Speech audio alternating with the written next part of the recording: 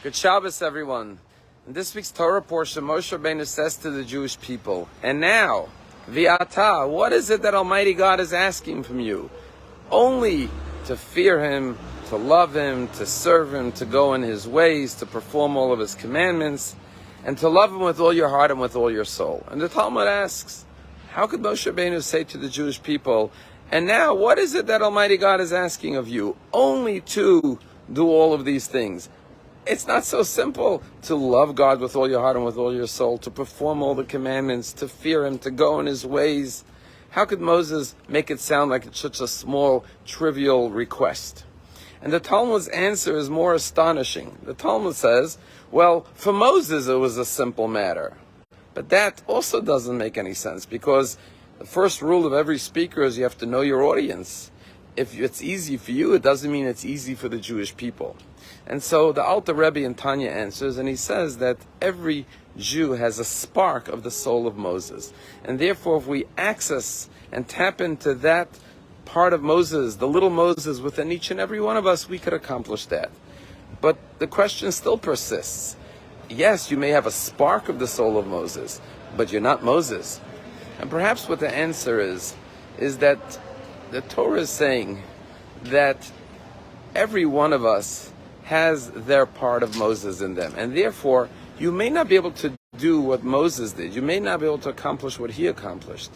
But just like Moses fulfilled his potential, you have to fulfill your potential to the ability of the neshama, of the soul, and the talents and the gifts and the resources that God gave you. Like Moses, you have to do your utmost within your abilities. There's a story told about a king who was lost in the forest, and his life was in danger, and a villager from one of the towns nearby found and discovered the king and brought him to his home and saved his life. The king was so grateful. When he went back to the palace, he sent this villager a beautiful set of dishes and cutlery and silverware as a gift. A number of years later, the king was visiting in that area, and he said, let me go visit the man who saved my life. And so he arrives at the villager's home and knocks on the door. The villager opens up and he sees the king, His Majesty, is at his home. He welcomes him in and he says, Your Majesty, he says, there's nothing I can do that is adequate enough to honor you, to show you the proper respect. But you did send me a beautiful gift not long ago. And therefore I will take it out and serve you on those dishes with those cutlery that you presented me with. So too, sometimes in life we feel inadequate. We feel, what can I do that can make a difference to God? What impact can I have? What contribution can I make?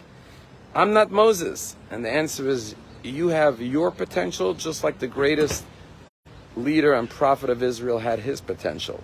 And you have to look at what is the gifts that the king gave you, that Almighty God gave you.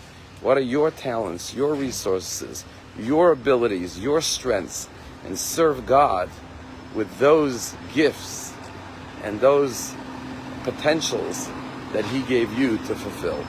Have a wonderful day. Shabbat Shalom.